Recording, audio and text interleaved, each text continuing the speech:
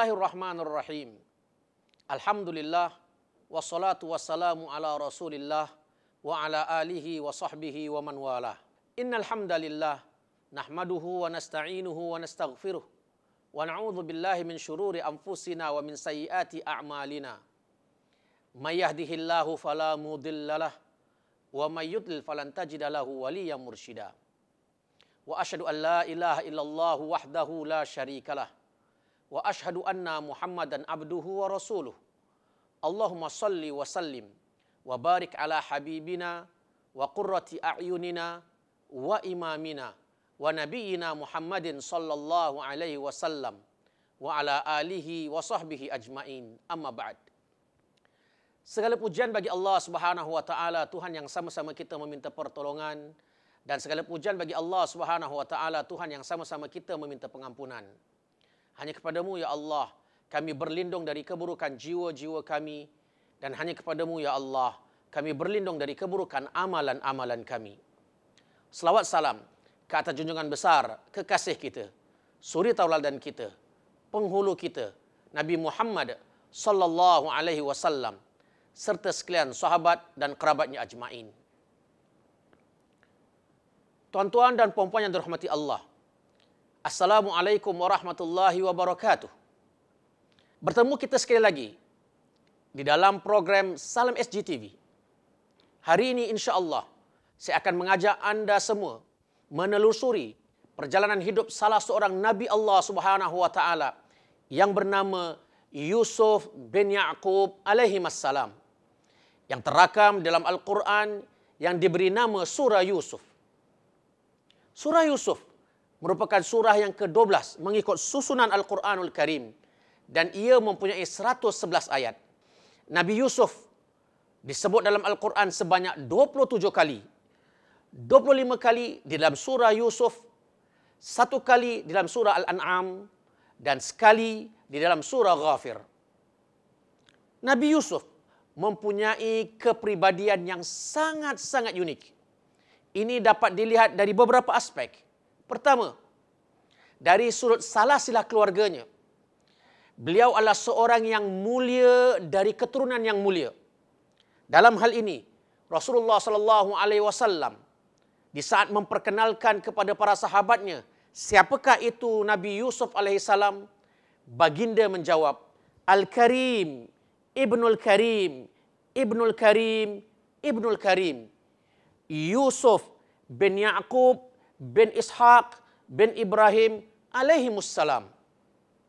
Hadis riwayat Imam Al-Bukhari. Kedua, beliau juga mempunyai sifat yang dipanggil ats-tsabat, iaitu kecekalan diri. Secara khusus kecekalan diri dalam sifat ihsan, sehingga Al-Quran menyebutnya sebagai al-muhsinin. Sifat ihsan ini terserlah sepanjang perjalanan Nabi Yusuf yang hidupnya penuh dengan liku-liku, ranjau dan duri. InsyaAllah akan sama-sama bersama saya saksikan sifat ini di saat saya menafsirkan beberapa potong ayat dari surah Yusuf kemudian, insya-Allah. Selanjutnya, suka saya jelaskan bahawa ibu Nabi Yusuf bernama Rahil, dan beliau merupakan salah seorang isteri daripada isteri Nabi Ya'qub alaihissalam. Ibunya meninggal dunia di saat beliau melahirkan adik Nabi Yusuf yang bernama Benyamin. Sehubungan dengan itu, ayahnya Nabi Ya'qub sangat sayang dan mencurahkan kasih sayang kepada keduanya, yaitu Yusuf dan Benyamin, melebihi kasih sayang kepada adik-beradik yang lain yang pada ketika itu mereka sudah dewasa. Nabi Yusuf mempunyai 11 adik-beradik. Satu merupakan adik-beradik seibu sebapa yang bernama Benyamin, dan 10 lagi merupakan abang-abang beliau daripada bapa berlainan ibu. Tuan-tuan dan puan-puan yang dirahmati Allah, surah Yusuf amat menarik sekali. Ianya diturunkan kepada junjungan besar Nabi kita Muhammad sallallahu alaihi wasallam di Mekah sebelum Rasulullah berhijrah ke Madinah. Ini tak lain tak bukan bertujuan untuk mengukuhkan atau menguatkan diri junjungan besar Nabi kita Muhammad sallallahu alaihi wasallam Lebih-lebih lagi kerana Rasulullah SAW baru kematian isterinya yang bernama Khadijah binti Khuwailid radhiyallahu anha dan kematian pakciknya yang bernama Abu Talib. Dalam masa yang sama, Rasulullah sedang menghadapi pendustaan orang-orang Mekah terhadap peristiwa Al-Isra' dan Al-Mi'raj yang dikhabarkan oleh Rasulullah SAW kepada penduduk Mekah. Surah ini kalau kita amat-amati, ianya sangat unik. Ianya menghuraikan sebuah kisah mengenai seorang pribadi secara sempurna dalam 3 bahagian. Bahagian pertama, muqaddimah. Ini dapat kita lihat pada ayat pertama hingga ayat ketiga. Kedua, jalan cerita yang panjang lebar. Ini dapat kita saksikan pada ayat keempat hingga ayat ke-100. Dan yang terakhir, sebagai khatimah penutup, ini dapat kita saksikan pada ayat 101 hingga akhir surah 111. Dan kisah ini, bahagian ceritanya dapat dipaparkan dalam beberapa episod. Mengikut ulama boleh dibahagikan kepada 6 episod. Yang pertama, bermula dengan mimpi Nabi Yusuf sehingga nasihat ayahnya Nabi Yaqub kepada beliau. Kedua, bermula dengan tipu daya saudara-saudara Yusuf terhadap dirinya dan terhadap ayah mereka Nabi Yaqub alaihissalam.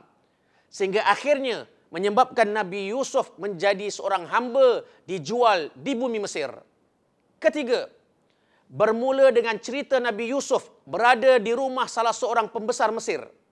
Di situlah terjadi perancangan jahat isteri pembesar tersebut ke atas Nabi Yusuf agar Nabi Yusuf tunduk dengan kemahuan dirinya untuk dijadikan sebagai hamba seks dan kehidupannya bergelumang dengan maksiat. Keempat, cerita Nabi Yusuf alaihissalam di dalam penjara. Di situlah beliau bertemu dengan 2 orang penghuni penjara. Kelima, Nabi Yusuf alaihissalam menafsirkan mimpi sang raja. Dan episod terakhir bermula dengan pertemuan kembali Nabi Yusuf bersama adik-beradiknya sehingga cerita kedatangan orang tuanya ke bumi Mesir sekaligus penjelasan tafsiran mimpi yang dilihatnya semasa beliau masa kecil dahulu. Tuan-tuan dan puan-puan yang dikasihi sekalian, seandainya kita menghayati dan menjiwai surah Yusuf ini, kita akan dapati bahawa setiap episodnya menyajikan sesuatu yang sangat berbeza. Perasaan yang berbeza. Ujian demi ujian. Semakin hari semakin berat ujian yang ditanggunginya. Di penghujung perjalanan cerita tersebut, datanglah minhah selepas mihnah, yaitu kebahagiaan selepas kesukaran, pemberian anugerah Allah selepas ujian. Sehubungan dengan ini, sebagian para ulama ada menyebutkan, yaitu surah Yusuf mendidik orang-orang Islam meyakini bahawa seorang yang sakit pasti akan sembuh. Seorang yang sedang hilang, insya Allah akan bertemu. Dan seorang yang sedang berduka, pasti akan gembira. Sesebuah ujian pasti akan terangkat. Dan seorang yang berwawasan tinggi, pasti akan mencapai wawasannya mengikut masa yang ditentukan oleh Allah, bukan mengikut ketentuan masa daripada dirinya sendiri. Ini semua berbekalkan dengan firman Allah Subhanahu wa taala, a'udzubillahi minasyaitonir rajim, fa inna ma'al usri yusra, inna ma'al usri yusra. Maksudnya bahwasanya sesungguhnya tiap-tiap kesukaran disertai kemudahan, bahawa sesungguhnya tiap-tiap kesukaran disertai kemudahan.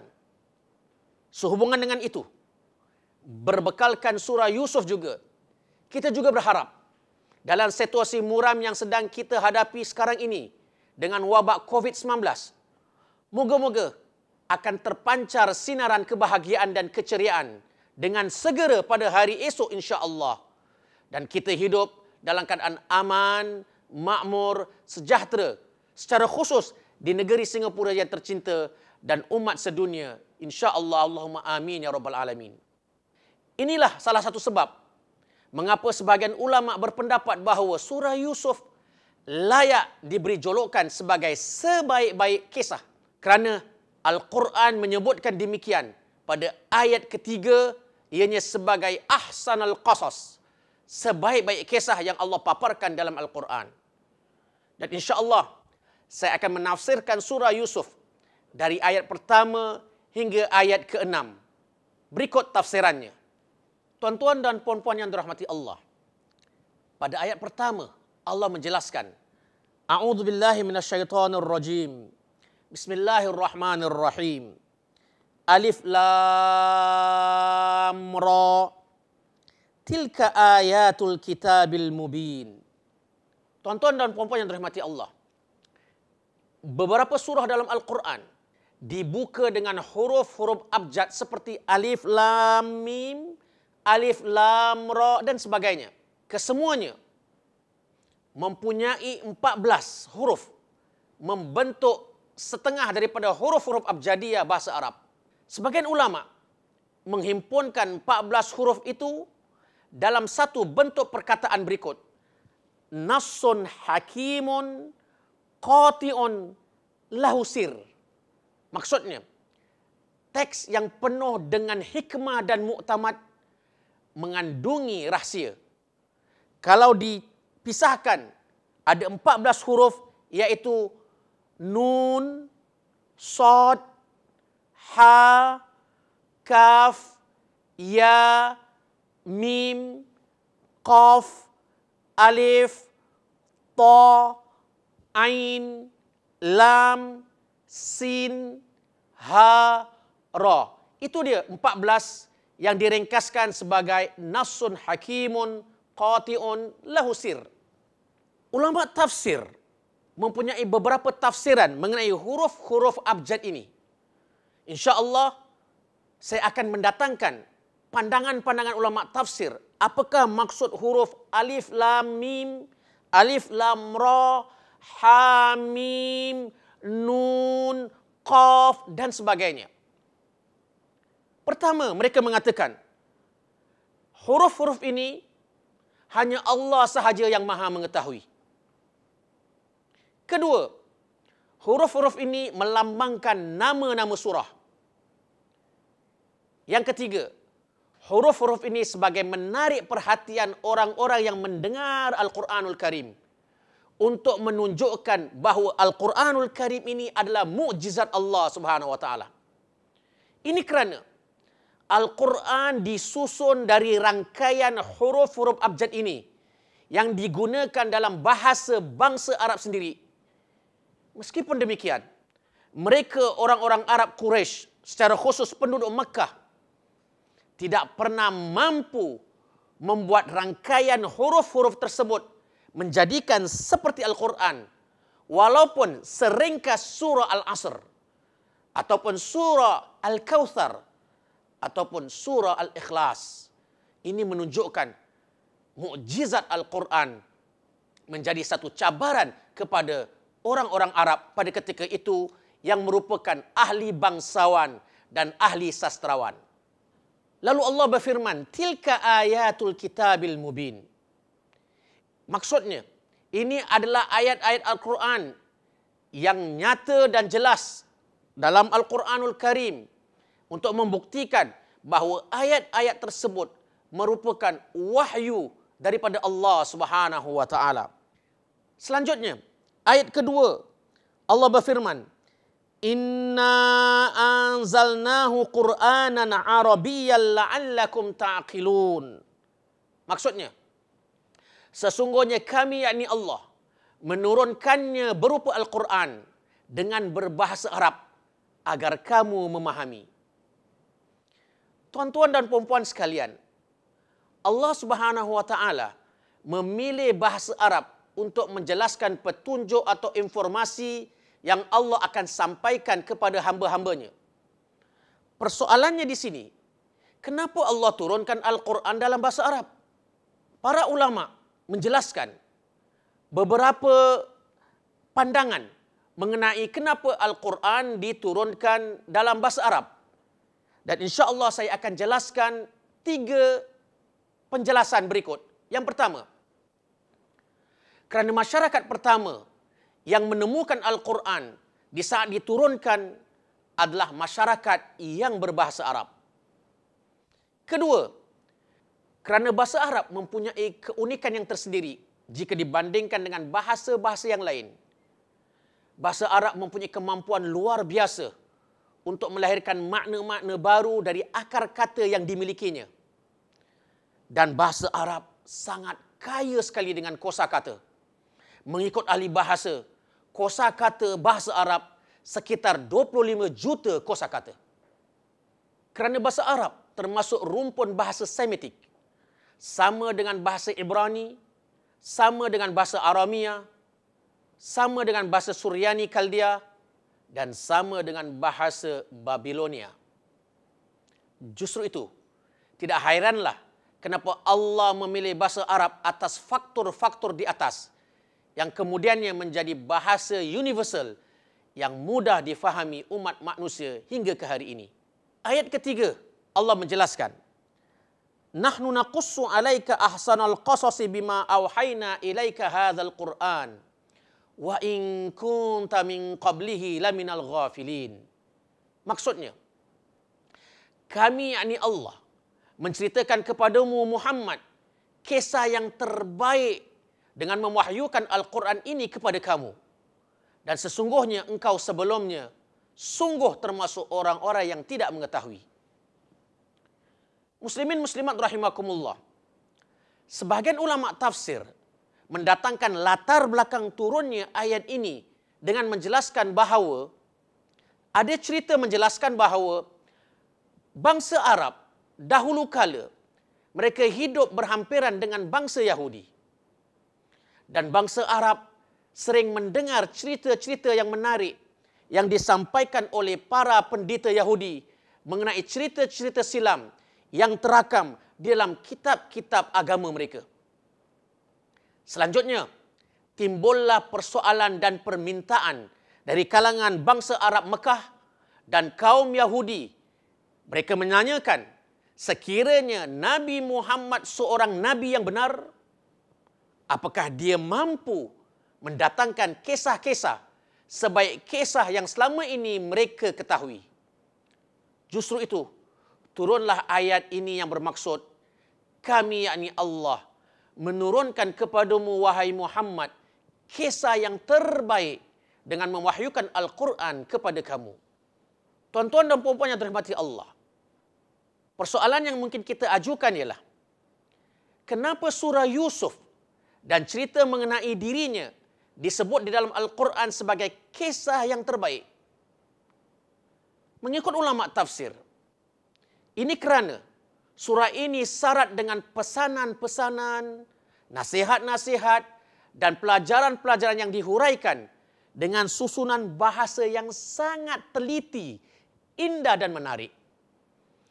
Bahkan, paparan kehidupan Nabi Yusuf yang berliku-liku dibentangkan secara jelas dan sempurna, berbeza dengan peristiwa atau kisah nabi-nabi yang lain yang terkandung dalam Al-Quranul Karim.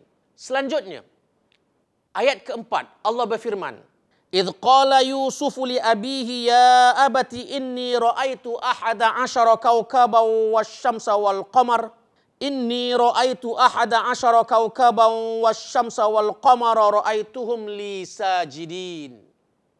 Maksudnya, ingatlah ketika Yusuf berkata kepada ayahnya, "Wahai ayahku, sesungguhnya aku bermimpi melihat 11 bintang, matahari dan bulan, dan aku melihat semuanya sujud kepadaku." Jika kita perhatikan ayat ini dimulakan dengan ya abati atau seruan ya abati. Ia adalah seruan manja dan sayang. Ia membawa maksud wahai ayahku sayang. Seruan ini menunjukkan betapa mesranya, betapa akrabnya hubungan Nabi Yaqub alaihissalam dengan anaknya sehingga terucap panggilan ya abati. Tuan-tuan dan puan-puan yang dirahmati Allah, ayat keempat ini bermulalah perjalanan episod cerita Nabi Yusuf dan selanjutnya. Ceritanya bermula dengan mimpi yang aneh. Kemudian disampaikan apa yang dilihatnya dalam mimpinya kepada ayahnya Nabi Yaqub alaihissalam. Di dalam mimpi tersebut, beliau melihat 11 bintang, matahari dan bulan. Kesemuanya dilihat dalam keadaan sujud kepada dirinya. Tuan-tuan dan puan-puan yang dirahmati Allah, keanehan mimpi tersebut dapat dirasai dan kita juga dapat menghayatinya dari beberapa sudut.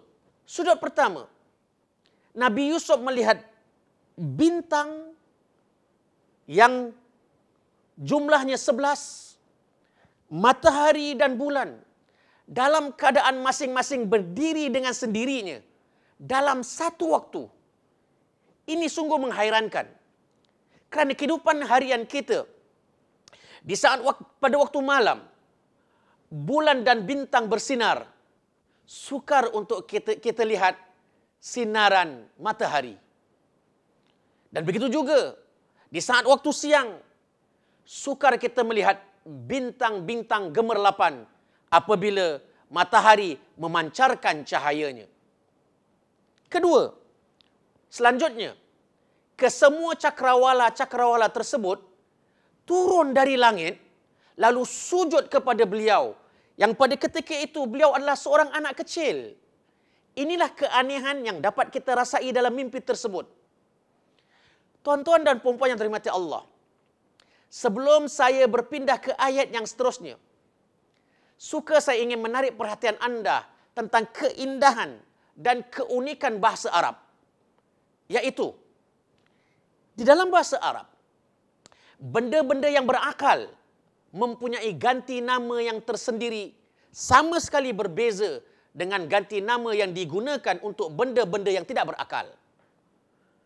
Mengikut susunan ayat ini, di saat menceritakan soal 11 bintang, matahari dan bulan yang merupakan benda-benda yang tidak berakal, ganti nama yang digunakan untuk menjelaskan benda-benda tersebut dibahasakan dalam bentuk orang yang berakal.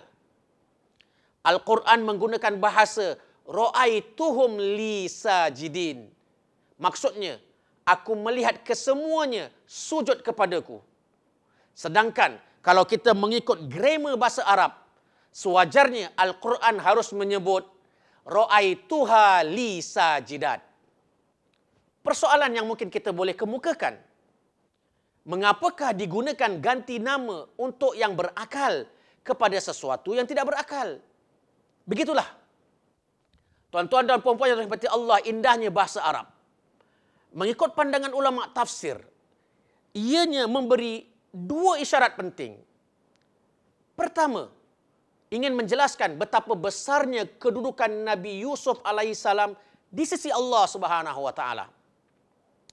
Dan yang kedua, sebenarnya memberi isyarat ada maksud yang tersirat di sebalik makna 11 bintang. Ada maksud yang tersirat di sebalik matahari dan bulan. Ia bukan hakikat cakrawala-cakrawala yang menghiasi angkasa raya. Akan tetapi, ianya merupakan kata-kata kiasan menunjukkan kepada makhluk yang berakal. Siapakah mereka? InsyaAllah akan kita ketahui melalui tafsiran ayat-ayat selanjutnya.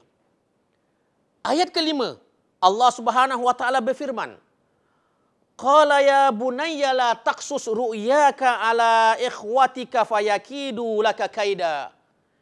Inna syaitana lil insani aduwwum mubin. Maksudnya, ayahnya berkata, wahai anakku, janganlah kamu ceritakan mimpimu itu kepada saudara-saudaramu. Maka mereka membuat tipu daya terhadapmu. Sesungguhnya syaitan itu adalah musuh yang nyata bagi umat manusia. Tuan-tuan dan puan-puan, sekali lagi ayat ini memaparkan keindahan, yaitu dimulakan dengan ya bunayya.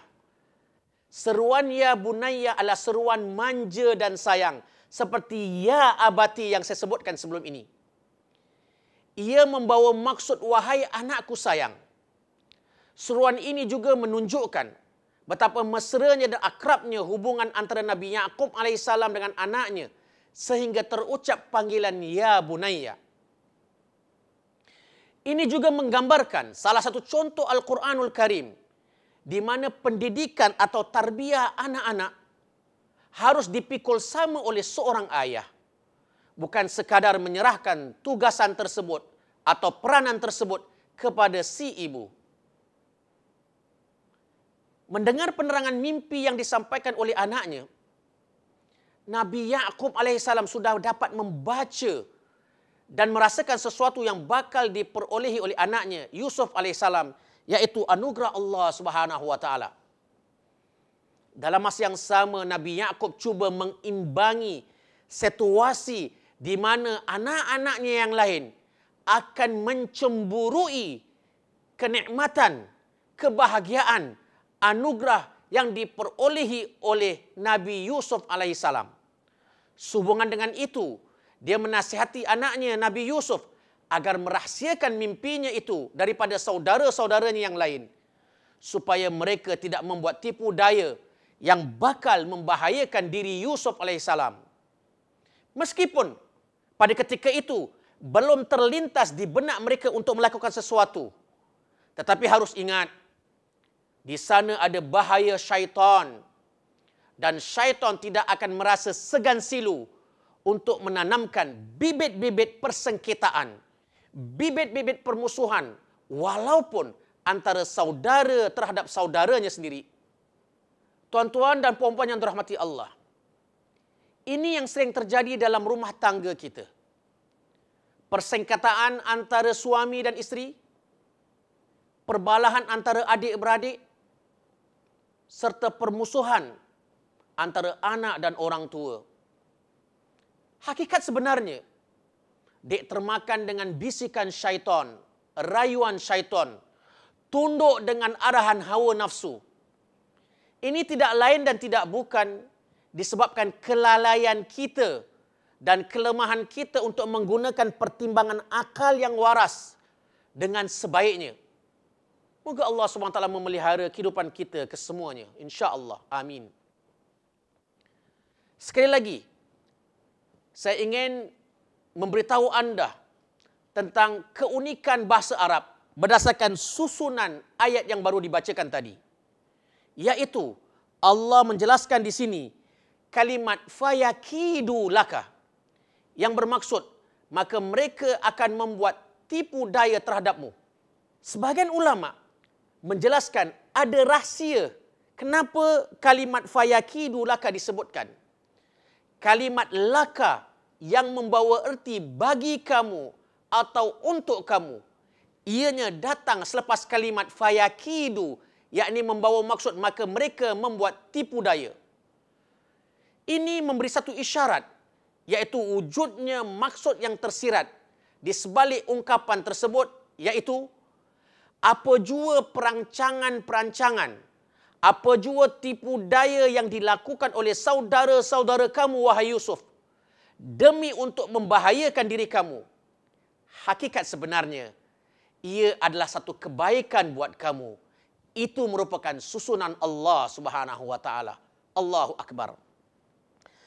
Dan di akhir ayat ke-6, Allah Subhanahu wa taala berfirman, "Wa kadzalika yajtabika rabbuk wa yu'allimuka min ta'wilil ahadits wa yutimmu ni'matahu 'alaika wa 'ala ali Yaqub kama atammaha 'ala abawaika min qablu Ibrahim wa Ishaq. Inna rabbaka alimun hakim." Maksudnya, dan demikianlah Tuhanmu memilih kamu dan diajarkannya kepada kamu sebahagian dari penafsiran tentang mimpi-mimpi, dan disempurnakannya nikmatnya kepada kamu dan kepada keluarga Yaqub, sebagaimana dia telah menyempurnakan nikmatnya kepada dua orang bapamu sebelum itu, yaitu Nabi Ibrahim dan Nabi Ishaq alaihi wassalam. Sesungguhnya Tuhanmu maha mengetahui lagi maha bijaksana.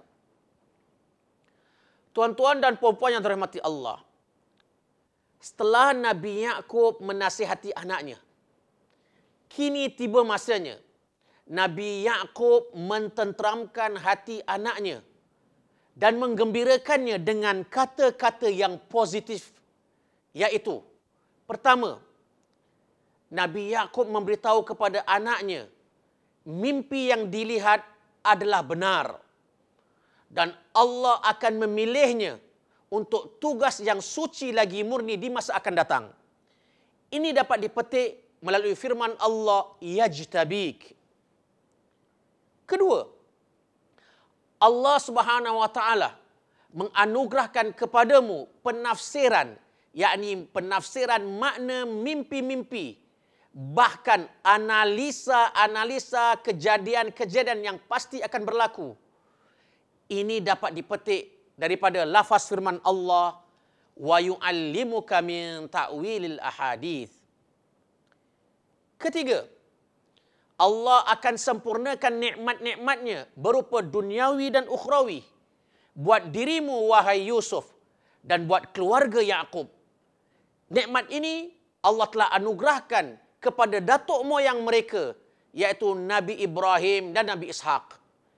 Ini dapat dipetik melalui firman Allah, wa yutimmu ni'matahu 'alaika wa 'ala ali Yaqub kama atammaha 'ala abawaika min qablu Ibrahim wa Ishaq.